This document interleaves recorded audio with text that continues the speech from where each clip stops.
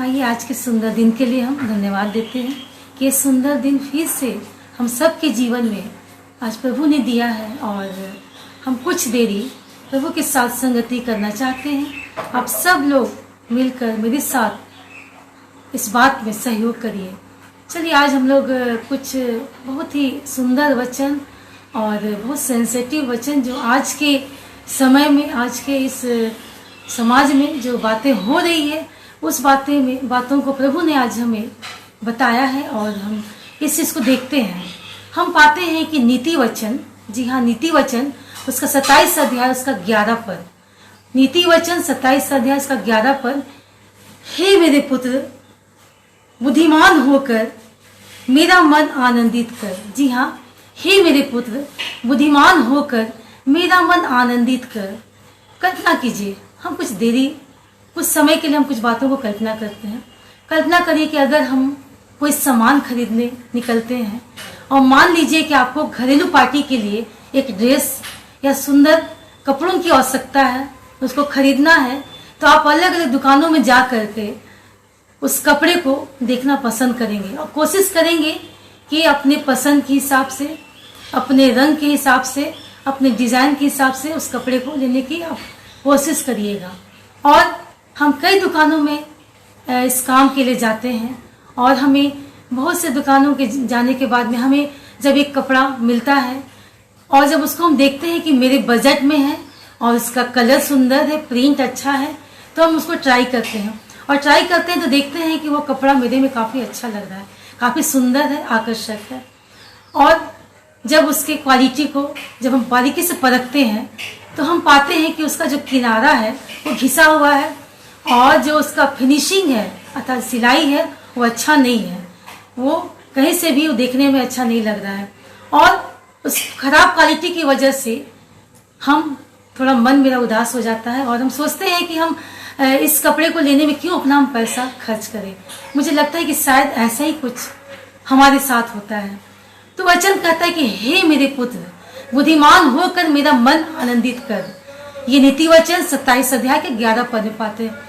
इस प्रकार आप यदि एक युवा लड़का या लड़की हैं तो आपको संसार की वस्तुएं पहली नजर में ही शायद उस कपड़े की तरह बहुत पसंद आ जाए, जैसे स्कूल, कॉलेज, इंस्टीट्यूट इत्यादियों के साथियों का मजेदार पार्टियों में जाना, उनका ड्रग्स लेना, उनका शराब पीना, विपरीत लिंग के साथ घूमना फिरना, शादी से पहले शारीरिक संबंध रखना, उनके जीने का यह तरीका क्या कभी आपको आकर्षित करता है? जी हाँ, कभी आपको आकर्षित करता है। तो शायद आप अपने मन की इस झूठी आजादी का थोड़ा सा मजा लेने के लिए आपके अंदर एक इच्छा उत्पन्न होती है। अगर ऐसा है तो प्लीज आप संभल जाएं। आप जल्दबाजी में बुरे इंसानों की कतार में शामिल होने जा रहे हैं। जी हाँ, आप जल्दबाजी कर रहे हैं और आप बुरे इंसानों की कतार में आप शामिल होने जा रहे हैं। बाइबल हमें बताती है कि यह संसार की कुरीतियां हमें अपनी ओर आकर्षित करती है। हम बाइबल के कुछ वचनों को हम देखेंगे, कुछ वर्ष को हम देखेंगे। हमें पहला यूहन्ना उसका 27 अध्याय, पहला यूहन्ना उसका 2 अध्याय और उसके 17वें पद में हम पाते हैं, संसार और उसकी अभिलाषाएं दोनों मिटते जाते हैं, पर जो परमेश्वर की इच्छा पर चलता है वह सर्वदा बना रहेगा। हम जरा इस संसार को ध्यान से देखें। ठीक वैसे ही जैसे अपने कपड़ों को खरीदते समय हम निरीक्षण किया करते हैं। बाइबल हमें बताती है कि एक व्यक्ति अपने अच्छे समय के दौरान जो खुशियों को इस संसार से हासिल करता है वो भी कुछ क्षण भर के लिए होता है। इतना ही नहीं, परमेश्वर के मार्गों के खिलाफ चलने पर उसे इसकी कीमत चुकानी पड़ती है। तो अच्छा है कि ये क्षण भर, पल भर की खुशियों के लिए अपने संपूर्ण जीवन को बर्बाद ना करें। जी हाँ, हम अपने जीवन को बर्बाद ना करें। हम एक ऐसे जवान व्यक्ति के गवाही को मैं बताना चाहूंगी जिसने अपने जवानी में कई अनुचित कार्यों को किया और अपने जीवन को बहुत गलत तरीके से जिया, जिसके कारण बाद में उसे बहुत सारी तकलीफों का सामना करना पड़ा, उसको तकलीफों को सहना पड़ा। और उसका कहना था कि संसार बहुत लुभावना है और आकर्षक है। आपके शारीरिक संसारिक दोस्त जो आपके साथ लगातार रहते हैं और वे आपको पूरी तरह से यकीन दिलाने में विश्वास करते हैं कि उनका कहना है यह कोई अनुचित कार्य नहीं है जिससे आपको सुख प्राप्त होता है। उस कार्य को करने में कोई दिक्कत नहीं, कोई परेशानी नहीं, कोई अनुचित नहीं है। ये संसारिक मित्र सिर्फ और सिर्फ आपके सुख के सहभागी हैं, वे दुख के साथी नहीं है। जी हाँ, वे दुख के साथी नहीं है। तब आपका जीवन निराशाओं से भर जाएगा, आप डिप्रेशन में चले जाएंगे। हम याकूब की पत्री उसका 4 अध्याय और उसके 4 पद में हम पाते हैं कि वचन कहता है कि हे बेविचारियों, क्या तुम नहीं जानती कि संसार के से मित्रता करना परमेश्वर से बैर करना है। अतः जो कोई संसार का मित्र होना चाहता है वह अपने आप को परमेश्वर का बैरी मानता है। आप परमेश्वर के प्रति वफादार नौजवान हैं? अगर हाँ तो आप तारीफ के काबिल हैं। जी हाँ, आप तारीफ के काबिल हैं। आप परमेश्वर के निकट हैं। आप समझिए कि आप परमेश्वर के निकट हैं। हम यूहन्ना 17 अध्याय के 15 पद में हम पाते हैं कि परमेश्वर, जी हाँ, परमेश्वर यीशु मसीह इस जगत में है, था और हमेशा है। वो हमारे लिए प्रार्थना करता है। वचन कहता है कि मैं यह विनती नहीं करता कि तू उन्हें जगत से उठा ले, परंतु यह कि उन्हें उस दुष्ट से बचाए रख। जी हाँ, यीशु मसीह इस बात की इस तरह से विनती करना बिल्कुल उनका सही था। वो जानते थे कि उनके चेलों की उम्र चाहे जो भी हो, वफादारी बनाए रखना इतना आसान नहीं होगा जैसा यीशु मसीह थे। उसके विपरीत उसके चेले थे। वे संसारिक शक्तियां, अदृश्य दुश्मन अर्थात शैतान का सामना करने में असमर्थ थे।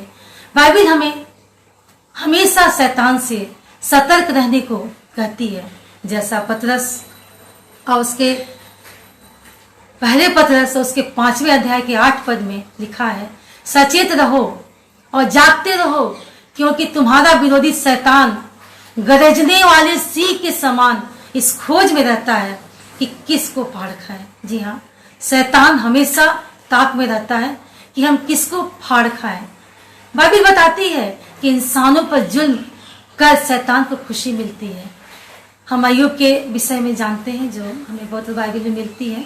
उसके पहले पद, उसका पहला अध्याय और उसके 13 पद से 19 पद में और दूसरे अध्याय के 7 पद में हम जब इस अध्याय को पढ़ती हूँ, मैं खुद पढ़ती हूँ तो मैं भय से भर जाती हूँ और मैं सचमुच में उसको थोड़े देरी के लिए मैं पढ़ना बंद कर देती हूँ। और मुझे जहाँ तक याद है कि बाइबल में इतना ज्यादा परीक्षा लिए जाने के संबंध में किसी अन्य व्यक्ति का उल्लेख नहीं है। यह शैतान हवानियत ही थी उसकी, जब वो शिकार को तलाश करता है, घूमता रहता है और हार खाने में वह किसी पर रहम नहीं करता है। बाइबल हमें बताती है कि यहोवा परमेश्वर की निंदा सिर्फ शैतान कर सकता है। शैतान आपको भरमाता है और वह आपको कहता है कि स्वार्थी भावना से परमेश्वर की आराधना आप करते हो, इसमें कोई प्रेम नहीं होता है। शैतान का मानना है कि इंसान या मुसीबतों या दुखों का पहाड़ जब उन पर टूटता है तो वे सच्ची उपासना करना छोड़ देंगे। अय्यूब के विषय में आपको मैं बताना चाहती हूँ कि अय्यूब पर दुखों का बड़ा पहाड़ टूटा। जी हाँ, बहुत बड़ा पहाड़ टूटा और इतना तक कि उसकी पत्नी ने उसे भरमाया और कहा कि तू अपने यहोवा परमेश्वर को कोस। पर हम देखते हैं, हम बहुत बाइबल में पाते हैं कि वह अय्यूब जो था वह बहुत परमेश्वर के लिए खरा और सच्चा था। शैतान के द्वारा ही इस संसार में पाप आया और पाप से दुख हमारे जीवन में आया। उत्पत्ति 3 अध्याय में हम इस बात को देखते हैं कि दुख देना शैतान का कार्य है। उसका सिर्फ एक ही मकसद है, जितना हो सके वो इंसानों को पाप में फंसा ले और बर्बाद कर दे, पूरी तरह से उसको सत्यानाश कर दे, नाश कर दे। क्योंकि शैतान को स्वर्ग के नीचे पृथ्वी पर फेंक दिया गया है और वह क्रोध में है। वह जानता है कि उसके पास समय बहुत कम है। हम इस बात को प्रकाशितवाद के और उसके 12 अध्याय में हम पाते हैं। लूका उसके पहले अध्याय के 78 हम पद में पाते हैं कि शैतान में क्रोध भरा हुआ है कूट कूट करके, लेकिन उसके विपरीत यहोवा परमेश्वर पर बड़ी करुणा भरी हुई है और प्रेम का रूप है। हम पहला यूहन्ना उसके चौथे अध्याय के 8 पद में हम पाते हैं कि अजगर अर्थात वो सांप जो उसे पृथ्वी पर गिरा दिया गया है और उसके दूत भी उसके साथ इस पृथ्वी पर गिरा दिया गया। लिखा है परमेश्वर प्रेम है। आप जीवित परमेश्वर की आराधना करते हैं। आप परमेश्वर के लिए विशेष हैं। जी हाँ, आप परमेश्वर के लिए अनमोल है, विशेष है। परमेश्वर आपको अपने निकट रखता है ताकि शैतान की जाल में ना फंसे। दूसरा पत्रस 3:9 में हम पाते हैं कि परमेश्वर के लिए आप अनमोल हैं और वे आपको सलाह देते हैं कि वचन के रूप में कि किन मार्गों में आपको चलना है, जाना है। किसी सूरत में नहीं चाहते हैं कि आप अशांति में रहे। हम यूहन्ना के 15 अध्याय उसके 9 पद और पहला तीमुथियुस उसका 6 अध्याय में हम पाते हैं कि परमेश्वर लगातार आप पर नजर रखते हैं, नजर रखे हुए हैं। उस दुष्ट से आपको बचा सके, पल दो पल क्षण भर की खुशियों से बढ़कर आपको जीवन मिले। जी हाँ, परमेश्वर चाहता है कि वह क्षण भर की खुशियों के अलावा आपको जीवन मिले, खुशियां मिले। उसकी इच्छा है कि आप सत्य जीवन अर्थात अनंत जीवन पाए। जिस प्रकार नीति वचन 27 अध्याय के 11 पद में लिखा हुआ कि हे मेरे पुत्र, बुद्धिमान होकर मेरा मन आनंदित कर। क्या आपने अपने प्रिय मित्र के लिए कभी कोई तोहफा खरीदा है या कोई गिफ्ट खरीदा है? और आप इस तोहफे को जब अपने मित्र को देते हैं तो उस मित्र का चेहरा खुशी से भर जाता है। वो खुश होता है कि मेरे मित्र ने मुझे कुछ तोहफा दिया, कुछ गिफ्ट दिया। आज आप उस सृजनहार परमेश्वर को कौन सा तोहफा देना चाहते हैं? जी हाँ, ये बड़ा ही अजीब सा सवाल है, बड़ा अजीब सवाल है कि आप भला उस सरस्वतीवान परमेश्वर को क्या दे सकते हैं जो उनके पास ना हो। जी हाँ, नीति वचन हमें बताती है कि हे मेरे पुत्र, बुद्धिमान होकर मेरा मन आनंदित कर। जी हाँ, ये परमेश्वर का वचन है। परमेश्वर स्वयं कह रहे हैं कि आप निश्चिंत कुछ हमें दे सकते हैं जिससे परमेश्वर आनंदित हो। तब परमेश्वर की निंदा करने वाले शैतान को स्वयं परमेश्वर एक करारा जवाब दे सके। भजन संहिता उसका 19 अध्याय के 8 पद में हम पाते हैं कि यहोवा की सेवा, उसकी आराधना करने से हमें आशीष मिलती है। इसका फल सिर्फ भविष्य में हमें प्राप्त होता है और वर्तमान में भी हमें इसका फल प्राप्त होता है। कई ऐसे जवानों की गवाही है कि वे आज भी खुशी और संतुष्टि को पाए हुए हैं। अब भला क्यों नहीं होगा, क्योंकि खुद भजन का लिखने वाला इस बात को कह रहा है। यशाया उसका 48 अध्याय में हम पाते हैं कि परमेश्वर भविष्य का प्रभु है। वह जानता है कि इंसानों की भलाई किससे है। अगर हम इसी अध्याय के 17 पद को हम स्पष्ट रूप से उसमें हम पाते हैं कि यहोवा जो तेरा छुड़ाने वाला और इस्राएल का पवित्र है, वह यूं कहता है कि जिस मार्ग में तुझे जाना है उसी मार्ग में तुझे ले चलता हूँ। इससे स्पष्ट है कि भलाई किसकी है और यह भी स्पष्ट है कि तेरा परमेश्वर यहोवा मैं हूँ, जो तुझे तेरे लाभ के लिए शिक्षा देता हूँ। हम गलातियों की पत्री उसका 5 अध्याय का 19 से 21 पद में हम पाते हैं कि शरीर के काम अर्थात व्यभिचार, गंदे काम, लूचपन, बैर, झगड़ा, ईर्ष्या, दाग, मतवालापन, लीला क्रिया इत्यादि गलत आदतों को शैतान की ओर उसके द्वारा हम उसकी ओर आकर्षित होते हैं।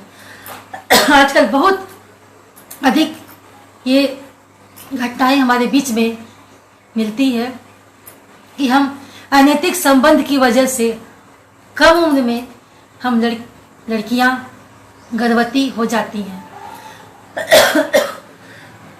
और उसके भविष्य की निश्चिंता नहीं होने की वजह से परिणाम स्वरूप वह डिप्रेशन में चल जाती है और वो गर्भपात करा लेती है। और वो इस भयानक बीमारी से, जो डिप्रेशन के रूप में उसके जीवन में है, लाइलाज बीमारी जो एड्स इत्यादि है, उसके जीवन में उसके बीमारी उसके शरीर में ये फैलने लगती है, ग्रसित हो जाती है। उस लड़की का जीवन नरक समान हो जाता है। सर्वोपदेशक 12 अध्याय के पहले पद में परमेश्वर का वचन हमें बताता है कि जवानी के दिनों में अपने सृजनहार, जी हाँ, अपने सृजनहार अथवा परमेश्वर को स्मरण रख, उसके पहले कि विपत्ति के दिन आए। परमेश्वर चाहता है कि आप आनंद पूर्वक रहे। रोमियो की पत्री उसका 12 अध्याय के पहले पद में कहता है, इसलिए हे भाइयों, मैं तुमसे परमेश्वर की दया स्मरण दिलाकर विनती करता हूँ कि अपने शरीरों को जीवित पवित्र परमेश्वर का भावता बलिदान करके चढ़ाओ, यही तुम्हारी आत्मिक सेवा है। वो जानता है कि आप अच्छा या बुरा जो भी करते हैं वो आपके जीवन में उसका असर होता है। तभी वह सलाह देता है, हे जवानों, तुम जवानी के दिन सृजनहार को स्मरण कर।